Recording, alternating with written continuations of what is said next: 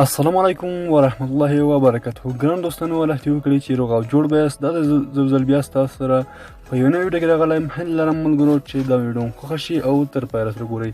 ګران دوستانو تاسو ته مې نن په دې ویډیو کې دا طریقه راوړې ده چې څنګه کولی شو په موبایل کې د کمپیوټر اپلیکیشن یې راډولنوډ کړو. لکه ستاسو په کمپیوټر کې انټرنېټ نه خلاص نو تاسو کولی شئ په ډېر اسانۍ سره په موبایل کې راډولنوډ کړئ.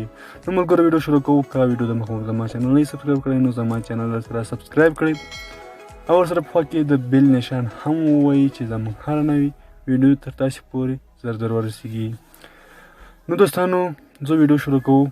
دلته ملګرو تاسو لومړی راشئ کروم براوزر ته.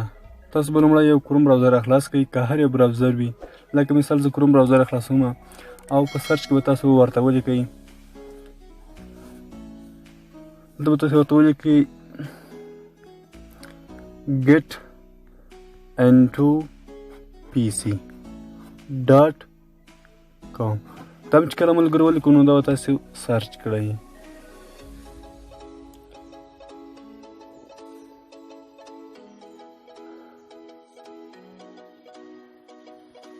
نو ملګرو دا چې کله تاسو سرچ کړ نو تاسو دلته به د دې ټکو نشان باندې کلیک وکړئ. دا به تاسو ډیسکټاپ سایټ ته کړئ.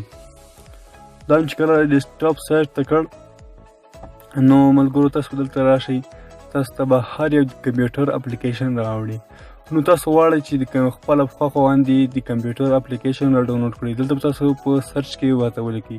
لکه تاسو که هر یو هغه راډاونلوډ کوئ اپلیکیشن، دلته به تاسو نوم ورته ولیکئ. لکه دلته زه ورته لیکم فوټوشاپ.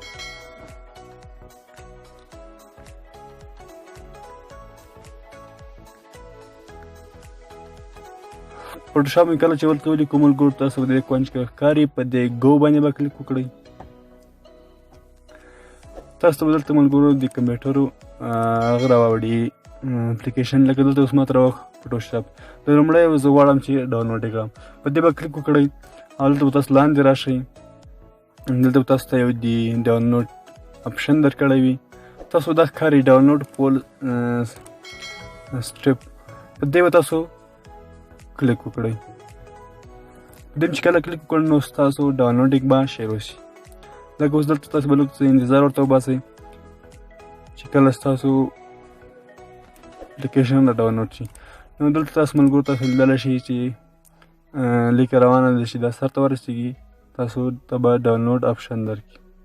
نو ملګرو تاسو لیدلی شئ چې 26.9 MB ده. دلته درې ټکو باندې کلیک وکړئ. دلته به راسئ ډاونلوډ.